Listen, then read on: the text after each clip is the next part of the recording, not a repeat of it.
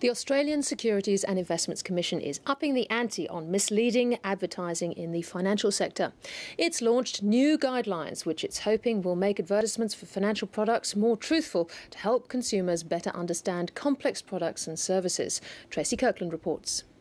I'm in a meeting. Barbara lives in bank world. In the battle for hearts and wallets, Australians are bombarded with financial advertising as consumers are besieged with choice in where to invest their money.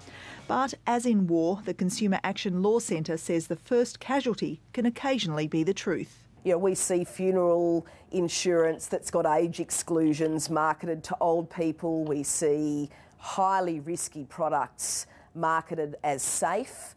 And a range of other practices that we do worry will mislead consumers into making risky decisions. To combat that, the Australian Securities and Investments Commission has launched a draft regulatory guide outlining exactly what they expect from advertisers in the financial sector.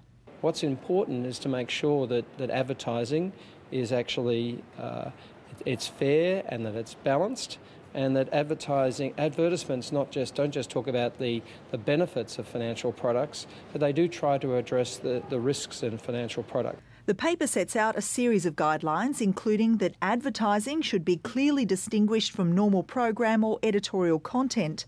On radio, any warnings, disclaimers or qualifications be read at a speed that is comprehensible, while on television, risks and any warnings be easy to understand by an average viewer and not be undermined by distracting sounds or images. On the internet, the paper instructs that consumers should not need to click through from an online advertisement to additional information. Building societies and credit unions support the move.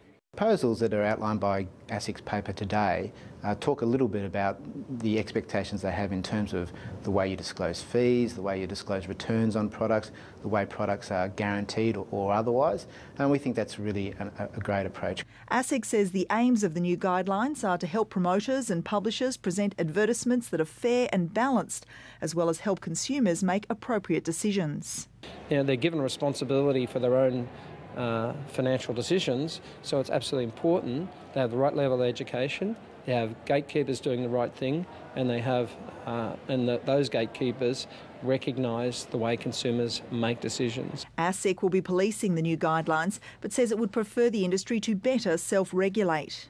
We have and will take action where we consider it to be misleading and deceptive. But always our first approach is to engage. They actually want us as an industry and credit unions, building societies, banks and other parts of the financial services sector to actually get out there proactively and make the decision to advertise in the correct manner. In other words, leaving the industry to be its own best advertisement.